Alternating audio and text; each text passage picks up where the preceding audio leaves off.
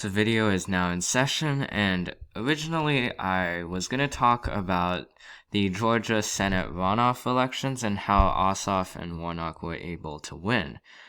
But, as many of you know, yesterday, or January 5th, there was a riot that occurred in the U.S. Capitol, where a lot of Trump supporters stormed the U.S. Capitol in opposition, or I guess in this case of affirmation, on the objection of the 2020 election results in Arizona and Pennsylvania and Wisconsin and Georgia. So this is going to be somewhat op-ed-ish, more opinion-like rather than just stating the facts. But this was incredibly disappointing and disgusting. At the very best, it's disgusting what happened yesterday. The fact that, first of all, how these rioters were so uncontained, it's denigrating to our democracy that we live in. We pride ourselves on democracy, spreading democracy to the rest of the world. Yet we looked, as George Bush said, we looked more like a banana republic rather than a democratic republic on January 6th. It's also unfortunate and disappointing that our top leaders took so long to tell the protesters or rioters or insurrectionists to go back home. It took Donald Trump several hours to do so, and even when he said that, he then tied it with all the lies he's been stating about the election. And to those who still think that the election is fraudulent, look, it's good to ask questions, but you've been asking the same, and you've been pointing out the same question over and over and over again, and it has not amounted to anything. You've presented court cases of supposed election rigging. Yet the court finds these cases so superfluous to the point where they won't even hear the case. And many of them are Trump-appointed justices and judges. It is simply time to move on from this. It's time to move on from this. 2020 has gone for too long, and it should not stretch into 2021. And what we've seen yesterday in the Senate is how 7 senators still put their supposed political futures in front of democracy. These 7 senators, Loomis, Marshall, Hawley, Cruz, Kennedy, Tuberville, and Scott, all of these senators, plus the 140 Republican congressional representatives, have all put their political futures over democracy. And they know that.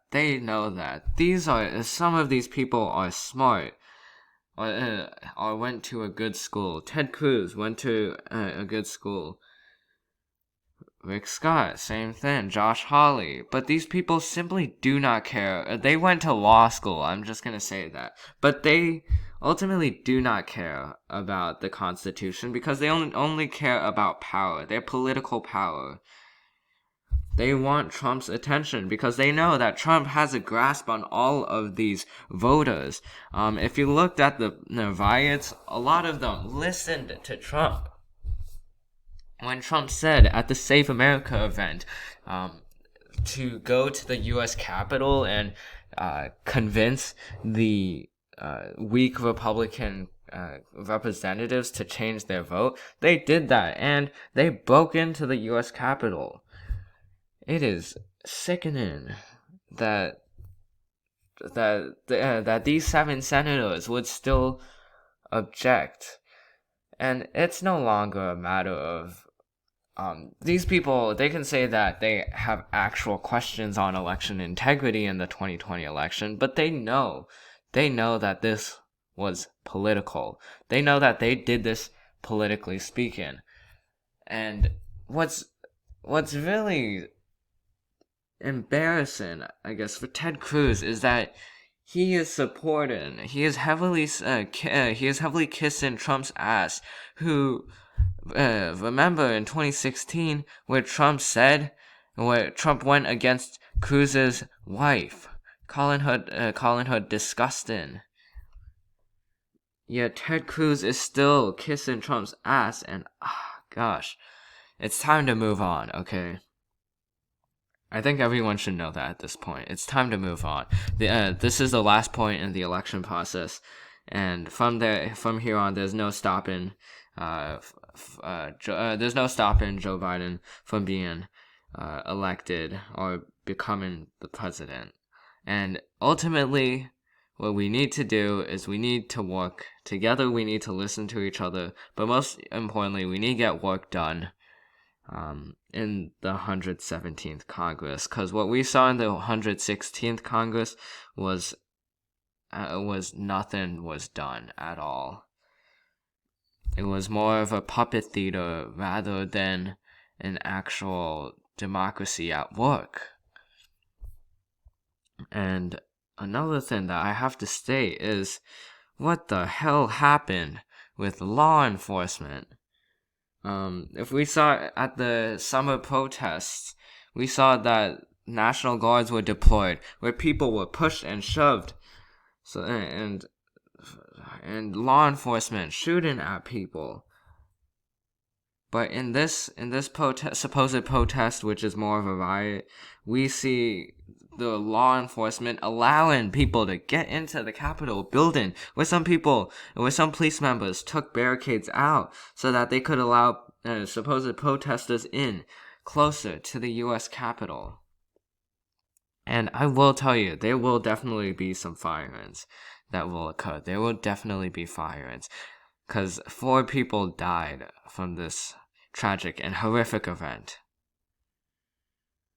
Lastly, I would want to state the future, the near future, the next 13 days. What will happen in the next 13 days?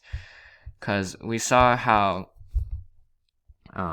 because if Trump is out of his mind, and that's what a GOP insider said, who knows very well about Trump. He said that Trump is out of his mind and that he is currently having currently having trauma from the November 3rd election. So if Trump is not even been able to do his job, and if Trump does not deserve another minute in the White House. Unfortunately, though, there's not much that could be done about it, because there's only 2 options where the Congress could impeach and convict, and we saw how that did not happen in January. And then January of 2020, and then we're also seeing preliminary discussions about invoking the 25th Amendment, which probably won't work, because you need half of Trump's cabinet to agree on that, and a lot of Trump's cabinet is simply his cronies. But we are in such an unstable condition. This has culminated. All the divisiveness that has happened in the past 4 years has culminated to January 6th. And you can see how world leaders are denouncing this action. Macron, Merkel, Trudeau, Johnson, and how our adversaries like Erdogan or Putin or Xi Jinping are laughing at us right now. So ultimately, democracy in America will still survive, because the founding fathers designed it incredibly well. But at the same time, we definitely do need to update the way the way Washington conducts business, the way the way to prevent this from ever happening again, to prevent the divisiveness that has brewed over the past couple of months. Ultimately, this is not good for democracy at all. Not good.